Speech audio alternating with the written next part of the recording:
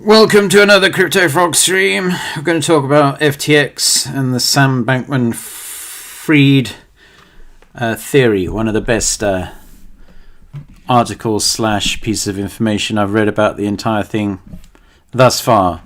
Puts everything together for me, and I thought I'd go through it, and I left a link of the actual article in the video description below. Let me just check. This is rocking and rolling. Tune size in the house already. He always clicks the bell. If you're a subscriber, please subscribe and click the bell. Let me just tweet this out. So one day, hopefully, I'll be able to start right away without having to tweet it out. But there we go. As is life. C'est la vie. C'est la vie. Do you remember that Irish girl group? Can't remember what they're called. Da da da da da da. And thumbs up for the algorithm. You can follow me on Twitter, CryptoFrog202. Quick check on the crypto prices that have been devastated by the scam exchange known as FTX and Sam Bankman-Fried. One Bitcoin, 16.5k. Will it go lower? Will it go higher? All I know is that I'm not in it right now. Waiting on the sidelines. Ethereum just under 1.2k. Personally speaking, I thought that would have gone lower by now, but there you go. If you want to support the channel, and if you want to get free alpha, not free alpha, it costs you $25 a month, or if you're feeling trade generous, $50 a month, crypto alpha, because I ain't sharing it on YouTube no more, because YouTube pays nothing, essentially. Can't remember the last time I got a check from them, so fuck them. So this is, I'll have the chat open on my phone, so you can chat away. 10 people watching, legendary, thumbs up. For the algo, right, so there's this Substack that I came across, really freaking good breakdown of everything. Came out on November 21st, just a couple of days ago since making this stream. Of course, a lot more information will come out in the future regarding what happens with FTX. Will he go to prison? Will he not go to prison? At the minute, likelihood, to me at least, he seems to be just chilling in his house with his parents, eating dinner, not caring the world. Going to appear virtually, I guess, at some New York Times thing with Zelensky and the Larry Fink and some other, pillars of society. So this is a piece by Matthew Crawford. It's called The Grand Unified Theory of the FTX Disaster. Now, I thought I'd kind of go through this with you because a lot of you can't even be bothered to read a 2-minute long white paper on a crypto. So if I go through it, you can kind of listen to it like an audiobook, I guess, and I can interject, and you can interject if you're watching live, and if you want to make a comment, if you're watching the pre-recorded uploaded version of this, go ahead, more than welcome. It's all great for the algo. So he calls it the War of Wars, where the wars intersect. And he starts off by a quote by A.J.P. Taylor. No matter what political reasons are given for the war, the underlying reason is always economic. Very wise man, Mr. Taylor. I'm sure you're probably 6 foot under right now, but your wisdom lives on to this day. So Matthew Crawford, and I will give him credit, and I urge you to go to his Rounding the Earth newsletter. He's got a Substack. Subscribe, sign up for it, do whatever you want to do. Presumably he gets some monetary benefit out of it, so that would be great. And as I said, this is probably the most comprehensive piece I've seen on the FTX debacle so far. And all these people on Twitter saying, like, I can't believe the mainstream media are dealing with SBF like this. I mean, what kind of rock have you been living under for the past, 20 years? I mean, come on now. I mean, the event, shall we say, in 2001, the way that was packaged and sold to us. And you're not allowed to ask any questions about that. You're not allowed to ask Mr. Fauci, Dr. Fauci, the Lord Fauci, any pressing questions about the virus that did the rounds, where that might have come from, what kind of responsibility he might have for that. No, just forget about that, pleb. Move on. Look at this other distraction over here. Look at Kanye or whatever. Anyway, getting into it. This is the work of many hundreds of people distilled and organised in a way that hopefully brings the bigger picture to light, at least insofar that we can all research and interpret it better. Now, I must say that I have read this before and I thought it was wonderful, hence the reason I wanted to share it with you. Apologies to those participating whose work is not included in the scores of links provided. As far as I can tell, everyone has this story wrong. So this is what first got me interested when I got to this part. Many people put together some frame of the puzzle just fine. I think this really is like a 10,000 jigsaw piece puzzle. And some people are literally A, either just throwing out flat falsehoods, or B, putting together like 5 pieces of the puzzle but not looking at the whole picture. And C, there's just mainstream media who just can't be bothered covering it. Want to talk about Michelle Obama's hair, it being natural, and why that offends the ultra MAGA or whatever. Many people put together the same frame of the puzzle just fine, but this can be a dangerous distraction. Kind of what I was going at there. So I'd like to take a shot at sorting it out. After all, it's only human extinction on the line. Another hook that got me involved. Follow me on this. I may edit parts in or out or write additional articles to clarify related events. I think you're going to have to.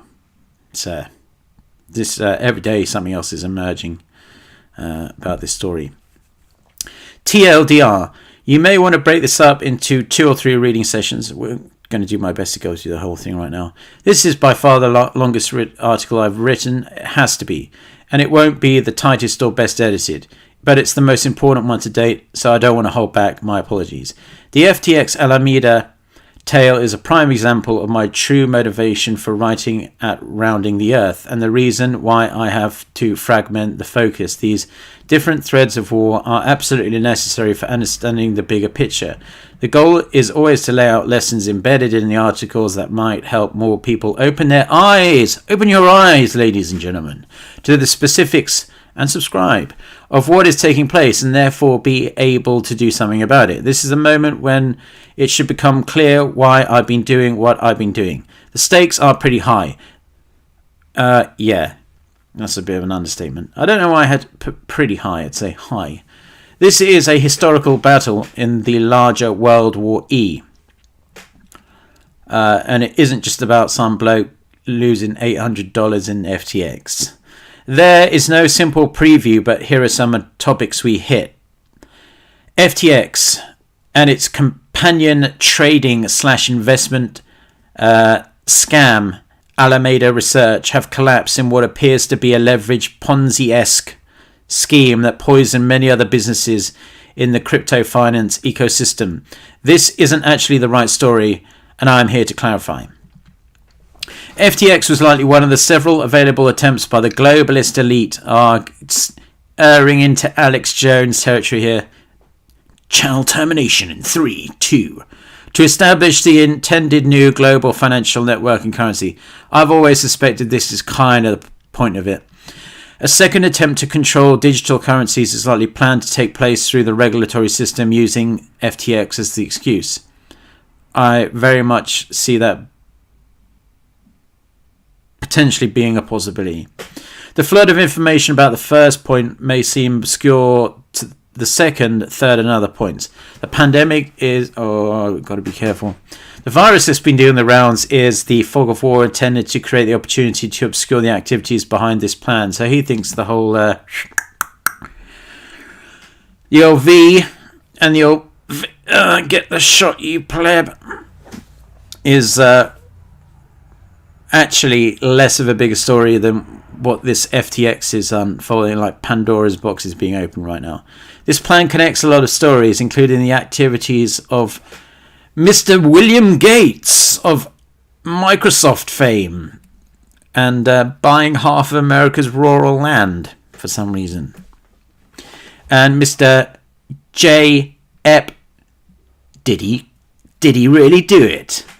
And it weaves through MIT Media Labs along the way, but it goes to the heart of the powers who ultimately control the military intelligence banking complex that include the P-ophile elite. Whitney Webb has done us great favours tunneling toward much of this, but hasn't yet reached the core, an overall tall task for any one person. He goes on to say that Endgame is conceived as an intellectually, genetically superior human race, but that may be merely a conceptual construct of an insane network of situationally brilliant, if overconfident, psychopathic elites. I'm definitely going to be seeing you on Rumble in about 3 minutes. The mass gathering of genetic data and gene-driven technology likely play a role. Much of the next few pages may repeat much of what you've read, but I try to sprinkle the build-up with some important thoughts that may help you avoid being challenged down the nerfed narrative. There is a lot of nerfing going on everywhere. Twitter, lots of nerfs. After that, things get uglier than you're probably imagining. I'll try to make you laugh once or twice in the meantime. I'll also try and throw in a couple of chuckles along the way. Buckle up. You always know you're in for a good one when it says, buckle up. Dun dun dun! The players. Much has been said and written about the unusually young crowd running both FTX and Alameda. Some of that is correct, some of that is incorrect, and much of that is likely to be misunderstood. So I'd like you to proceed carefully and ground this story with context. Knowing that among the crowd we're going to talk about and their tight peer group, you can say that again, are numerous students in educational programs that this particular author crafted and helped run for many of the world's most, quote, precocious youth. Barack Obama's lovely daughters, no doubt. SBF still has a profile there, though others around him were more active members of the community. The FTX Alameda story isn't really about SBF at all. The pool of players is far larger and in some cases also murkier. There are hints everywhere about the web of relationships, and it will still have another article, mine or someone else's, that fleshes out even a basic skeleton of the summary. Perhaps the New York Times can help with that process. Boo! And yes, so SBF tweeted recently that in fact, despite being exposed as one of the greatest con men of probably the last 50 to 100 years, he will still be speaking along with our great world leader and former TV star Vladimir Zelensky and Larry Fink and Janet Yellen. What a crowd of characters. On November 30th. Sponsored by Censure. The full cast of characters would be impossible to know and reveal, which is the very reason why a strong centralized government should always be viewed as an operational anathema to liberty and organic human development. Part of the magic trick of reaching this point of our timelines is to raise most of the children as lobotomized cattle, branded with virtue signaling ideologies like progressivism that leap past all logic into a desired utopian result. I can't stand all those progressivism people. And regress and resist critique or cognitive correction with jello-like kung fu. What is it like that you dislike about progress? Good old progress. Literally nothing you can say when someone says, "You're standing in the way of progress." The cast of characters you might not notice in this film includes a mega billionaire with enough influence to keep his life entirely off Wikipedia, a curious gathering of researchers at MIT, also some familiar faces from the virus that was doing the rounds that you might not have realized would pop up in the largest crypto catastrophe, although you might guess. Also J.E., who apparently ended it all with a bit of toilet paper around his throat in a padded cell. Now let's ground this story with discussion of SBF. A lot of you watching this will probably know by now that his parents were law professors at Stanford University, Barbara Fried and Joseph Bankman.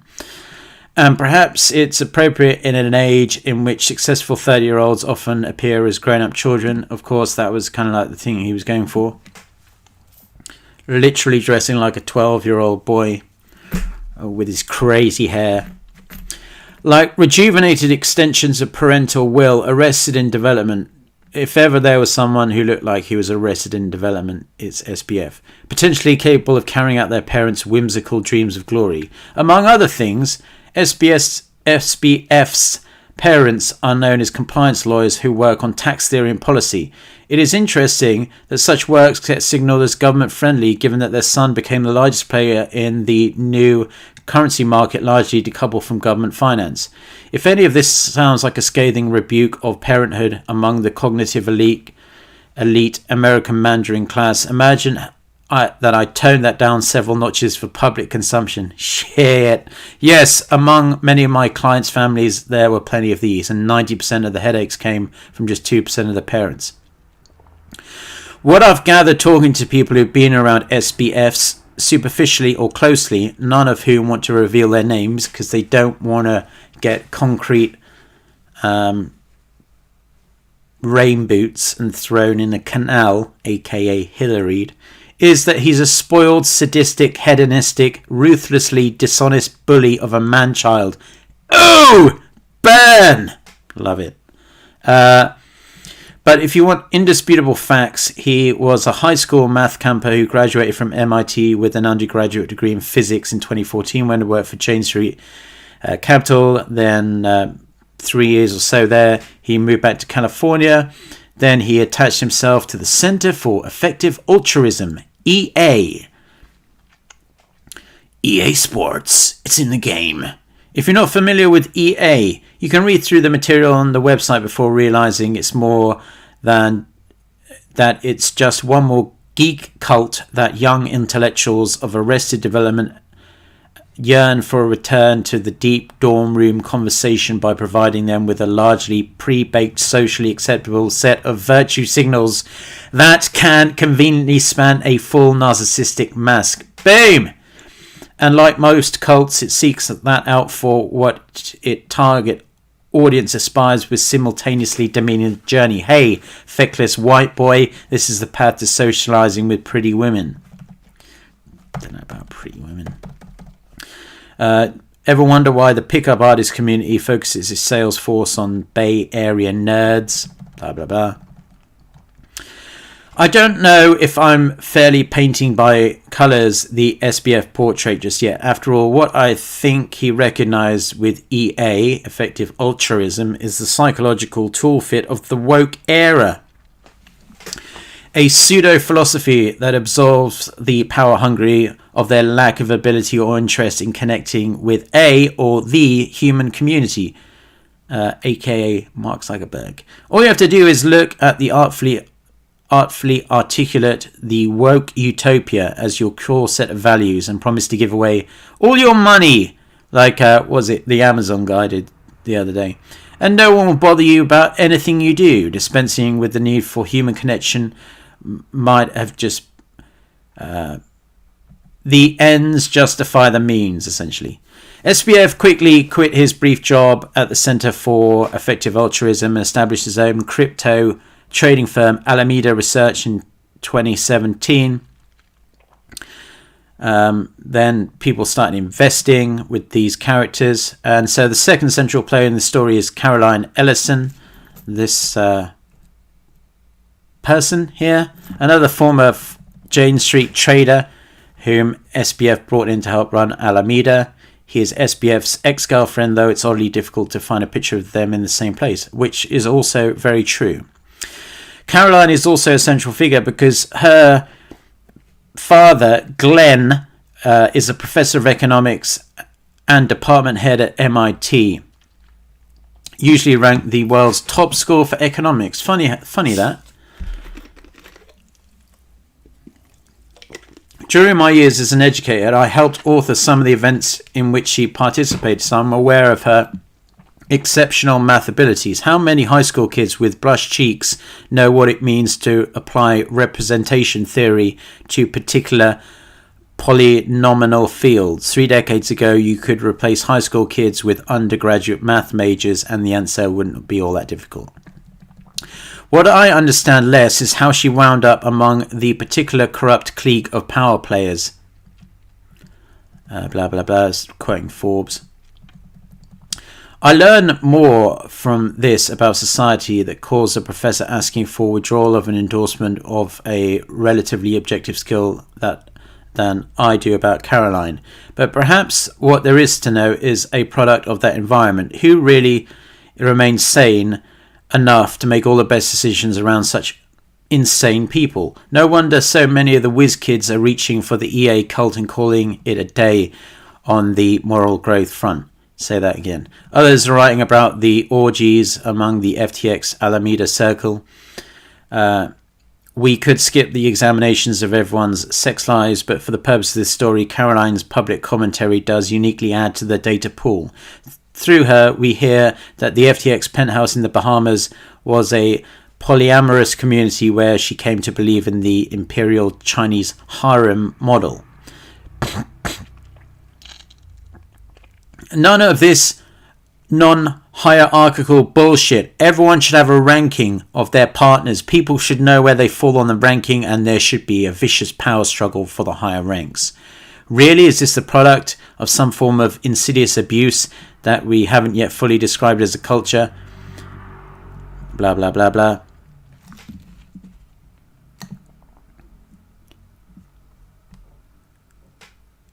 She thinks some cute boy things are controlling most major world governments. She'd be a huge fan of George Soros' son. If you're a boy with confidence to advocate for unconventional ideas and take actions based on them, you are valid. What a fucking weirdo.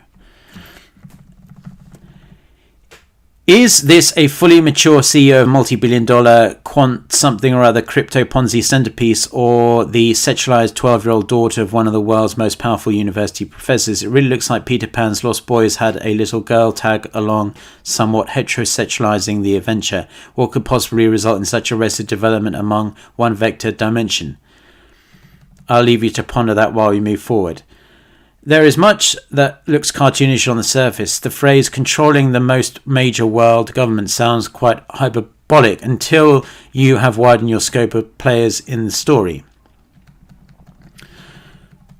This all seems kind of sloppy for a circle of young adults with genius IQs lightly backed by a solid cadre of lawyers. Something else explains this. We'll come back to that. We have a few more personalities to cover.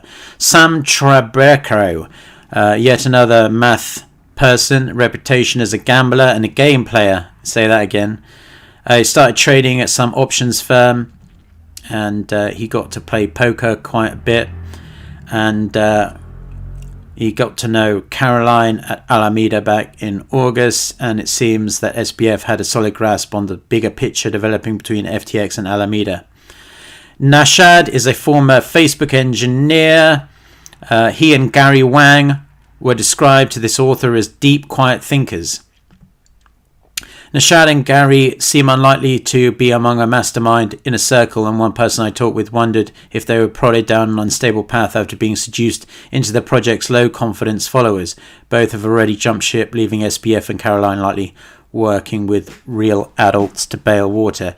FTX's chief regulatory officer, Daniel Friedberg, he was one of the ultimate bet people.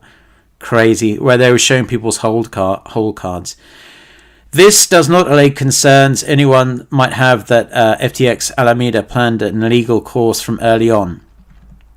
Though I've managed to gather some details about the members of the FTX penthouse orgy crew, I don't think it's necessary to the story. There's a strange paradox among the whiz kids turned finance power players muddying the story of FTX Alameda, and needs to be untangled. Were these kids sloppy stupid while organising these Ponzi-like entities that would blow up under such a wide array of circumstances? And they put the private keys on a postcard. Holy fuck, dude. And anyone knows anything about crypto knows that is ridiculous. I guarantee that these are people who understand public-private key cryptography. In fact, one of them took my course on number theory. So this story reveals a disturbing reality. The real security behind this whole operation was either a set of completely damning shared secrets, mafia security, or both. I'm betting on both. As the prying eyes of the world examine the players around the collapse, the players are busy playing geeky misdirection games to cover their tracks. However, this story calls too much attention to so many others that feel more well tied together than ever before. Now you're thinking this is just a bunch of narcissistic brats who lost a bunch of money. I understand your reaction and a lot of other people's money. But no, this misses a larger point. You need to dig deeper. Keep reading. The PR campaign. So as we know, SBF went on this insane PR campaign. Basically, I saw this arbitrage on Japan Bitcoin, and that's how I made enough money to start FTX. And he's sitting with Tony Blair, another fine, upstanding gentleman, I'm sure you agree, and Bill Clinton, who's definitely not SA'd anyone ever, allegedly, and Giselle Bundchen, or whatever her name is. And he went on like the world's most generous billionaire. We've seen that video before. He's the most generous billionaire in the world. I just want to give it all away to charity. And Sequoia, they basically gave him a bunch of money. Never mind that SBF only made $20 million off this alleged arbitrage and then reportedly squandered most of it, and that his billions were entirely due to pumped up FTX token that he made himself and gave himself all the tokens. But there are definitely cracks in the facade. I'm glad that he slags off Sam Harris, because I hate that twat. Sam Harris is a paper-thin intellectual woo guru. Because they had some interview. Earning to give. And Sam Harris like, oh, sir, Sam, are you so intellectual as me? Why don't we have mental masturbation together? Hierarchies of infinities, probably understands all the spiritual singularity, blah, blah, blah, blah. And then his veganism and all the Clinton Foundation and spending money on the FTX arena, then paying all these media outlets off to basically suck him off. The rise and fall of FTX and Alameda. If the finance talk bores you or you find it incomprehensible, that's understandable if you've never been involved in this. The most interesting stories are beyond that point. Binance, I think we all know the Binance story. Let's scroll past that. Don't need to.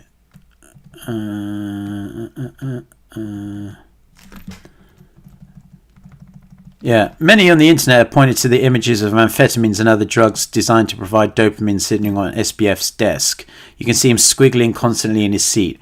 FTX Alameda employed a psychiatrist and another coach, perhaps to enable their own risk-benefit assessment of chosen drug regimens. Fuck!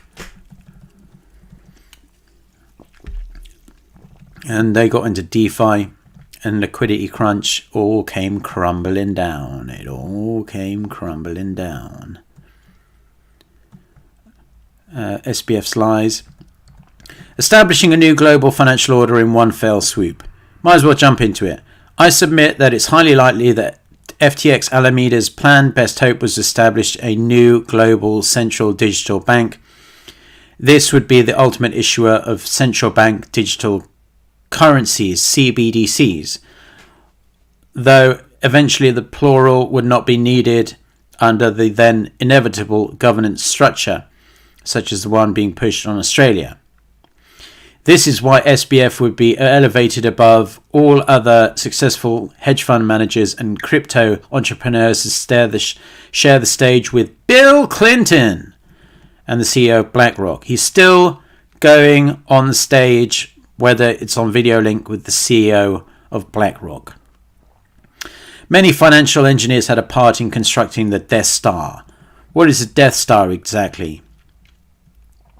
Obviously, inappropriate relationship between FTX and Alameda.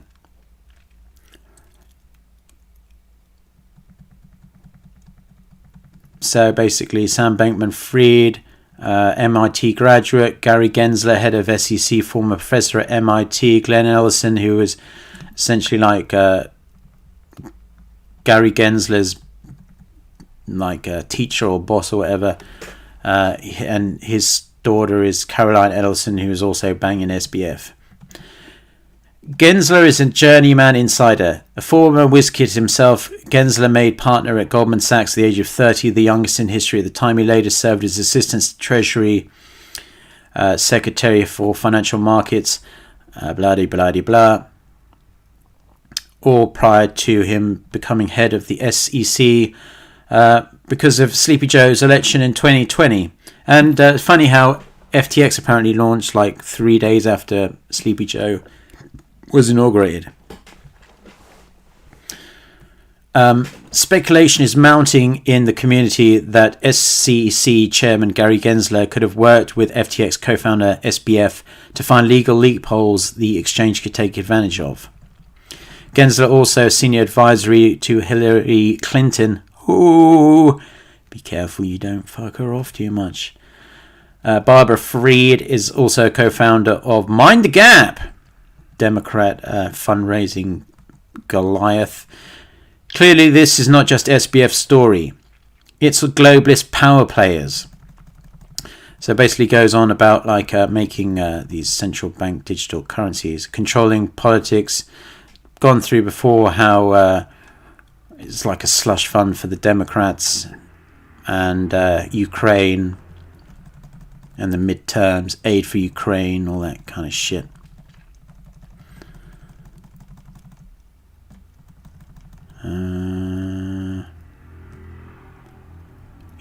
Someone asked Hunter Biden about his connection between Sam and the Democratic Party. Immediately got removed. That Mario guy, don't trust that Mario guy, by the way. Absolute scumbag. With the midterms out of the way, the Democrats felt free to vote us into a continued state of COVID emergency. Huzzah! And so then he goes on about the mainstream media's running defense for SBF. Washington Post. Dude gave money to politicians. Move along. Vox. Look, it's a narcissist. Vox. Impact on politics overrated. Forbes. Caroline Ellison is a weird, nerdy, narcissistic sociopath and new darling of the alt-right. Move along. NPR. Fortunately, this isn't the real economy. Move along. Forbes. Gensler just wants to build a resume. Move along. EA. We disavow. Move along. Jane Street. We're disappointed in SBF. The P elite. And it's in all those things we won't ever say. And it's in all those things we won't ever be. And it's in all those things we'll pay not to see. Story Great Northern. Yes, I'm going there. Not me, the author of this piece. You can check it out in the link in the video description below. And this section isn't for the faint of heart, but without it we wouldn't have the complete picture and we couldn't do anything about it. Do you think that the P elite really exist? I can think of no moments in history when sexual blackmail seemed like a good way to compromise and leverage powerful people, except all of them. Flashback. Once upon a time, the FBI and mainstream media ran interference and helped memory hole allegations in court of then Vice President George H.W. Bush partook in a sea trafficking ring run out of Nebraska. I haven't yet decided how much to make of it, but there are disturbing similarity between the logo of Alameda and all the logos about the organized P groups. And I think you can see here that it's quite uncanny, isn't it, really? I find it disturbing in the publicly available PR materials of politicians and Democrats in particular. When you way back machine Gavin Newsom's Twitter profile to March 2020, there is what appears to be an artificially inserted arm behind his wife with fingers forming the inversion.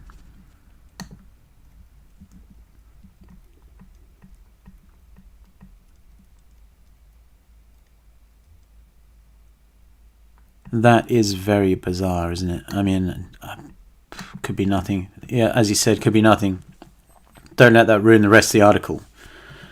And then you can see his little. I'm in the club, and I may also be in the club here. Allegedly, I'm not making any allegations. And then you got your Harry Potter little girl. Oh fuck! I'm clicking on that. Oh god, I clicked on it. This and this. Lots of coincidences. Coming to grips with the vastness of the West's P problem was a gradual series of eye-opening events for the author. During childhood, I was fortunate not to have been around dangerous Ps myself, at least not that I was aware I might have been there. Among friends in my community, P stuff was merely an edgy joke about something that seemed so rare to be non-existent. Me too, fortunately. But shortly after I went to work as a bond trader on Wall Street, I found myself sitting at a desk next to a freshly minted Princeton graduate named Paul, should I double bag it, Ellis, who bragged effusively about his sex tourism in Southeast Asia. Shockingly, office leadership seemed more concerned about the lawsuit risk. There was one woman in the 17-person unit associated with his loud blathering about sex with underage girls than what was meant about his character, or perhaps it's good to be a Princeton graduate in a room with almost all Princeton graduates. In 2003, I was first introduced to the basic details behind a drug and P ring by my eldest brother Andrew, and I flew out to visit him in Maui. I'll skip past the story about how my brothers and I grew up in a quasi-cult. Okay. Basically goes on about how his brother has some stories too. Flashback. In 2016, former Chief of Staff to the powerful Tennessee Senator Lamar Alexander Ryan Loscan died from an apparent suicide. He got Hillaried after being arrested for his involvement in a gay P ring in Washington, D.C. Then you got Aaron Schwartz. The death of Aaron Schwartz. I suspect that his disappointed realizations about the dark corners of Cambridge were not terribly distant from my own. This was, after all, a young man who found the community at Stanford to be surprisingly uninteresting and unmotivated. As the mainstream narrative goes, Schwartz, then 24 at Harvard, was caught in 2011 hacking MIT in order to liberate gated journal articles that he could have freely downloaded from his account at Harvard, then hung himself without a note using somebody else's after getting sentenced in court for violating the draconian law, blah blah blah.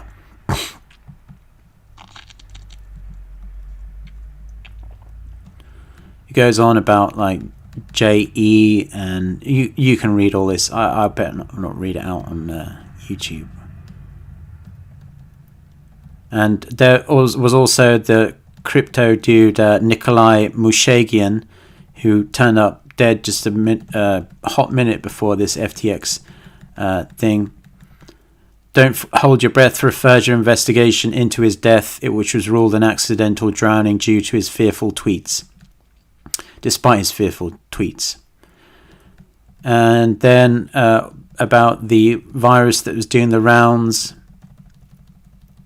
Video games. Flashback. While live on C-SPAN, Senator Barney Frank, who admittedly hired gay prostitutes while serving in Congress, threatened to out members of Congress for something when brought up on ethics charges related to gay straight escort service operating out of Capitol Hill apartment by one of those prostitutes whom he lavished with jobs and perks that reportedly included... You can read that part yourself. Frank continued to represent Massachusetts in the House for an additional 24 years thereafter. There we go. It goes on about like how deep it is, and then pandemic engineering. SBF was all like, well, I want to give my money to blah blah blah, prevent further. SBF donated $5 million to ProPublica to establish a world-class reporting team in order to support investigations into ongoing questions about the pandemic biosecurity and public health preparedness. SBF's brother founded Guarding Against Pandemics. His mother spent years studying the economy and psychological impacts of blame and punishment. This exactly sort of behavioral economics fed the nudge units during the pandemic. SBF's aunt is a professor of public health at Columbia University. She was previously at Johns Hopkins Medicine, and she serves at the WEF's Future Council on Longevity and Human Enhancement. Fucking hell, I wouldn't like to be at their fucking dinner table. Imagine the conversations. Rather not. Basically paying so everyone shut up talking about, oi, why is this V so shit? Why am I still getting the coof? Or why am I having bloody heart attack? I'm only 25. Shit like that.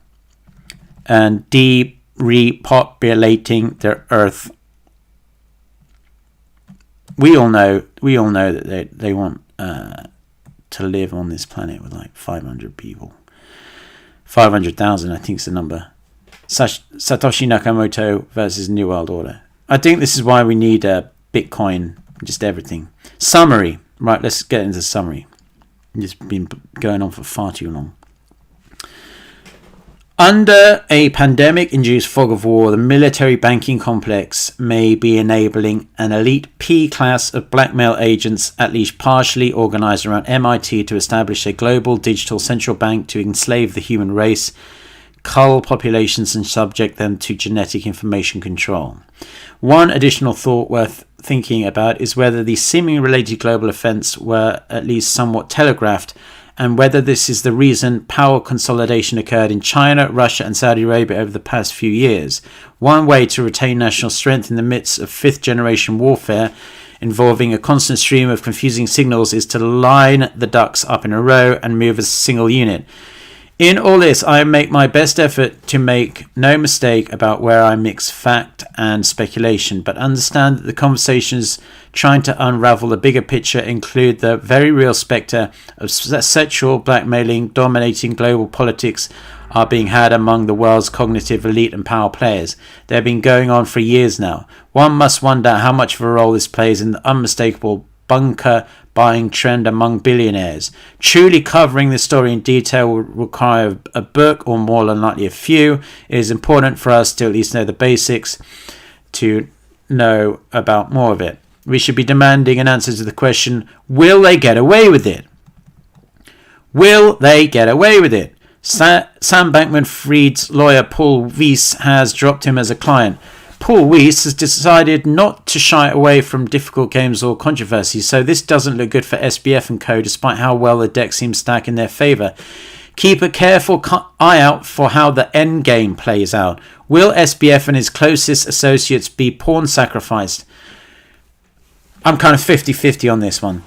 In a larger game of global financial chess, or will real investigations take place into the many dark corners?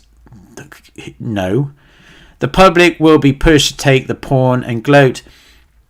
Yeah, probably be like, we'll throw him in prison for 6 months. All you idiots will forget about it. He'll get out. He'll go back to living the high life. After all, it's easy to ratchet up the scorn for an image rapidly evolving around the Robin Hood master geek to doughy nerd narcissist who leveraged mummy and daddy's network to spend your money partying in the Bahamas. Resist that urge. This is a unique moment in time when the larger machinery of corruption is exposed. Toto smells a wizard behind the curtain. Take the opportunity to learn more and discuss facts carefully and faithfully. Avoid the temptation of each offered pawn. Definitely. Take every bit of information you see on Twitter and this article and everything I say in my videos about FTX with a massive pinch of salt. The king has never been this exposed. And then he made a live stream with someone. And then, lastly, I'd like to brag, though I was never well funded, my trading returns were always better than Alameda's. Yeah, anyone. Literally a blind man's returns are better than Alameda's. So nothing really to brag about. He never lost anyone's money. I never designed a losing trading strategy. I put the brakes on before crypto winter and never compromised my ethics. So worth checking it out. Take a look. Matthew Crawford. I left a link in the video description below. I hope you all enjoyed the stream. I'll be back with more gravy later on. In the meantime, thumbs up for the algo. Subscribe. Support the channel. Become a subscribe member. And if you want to do leverage as well, ApeX. There's a referee link in my video description for that too. So it's decentralized. So you aren't going to get Bankman-Fried. Until next time, peace out, legends.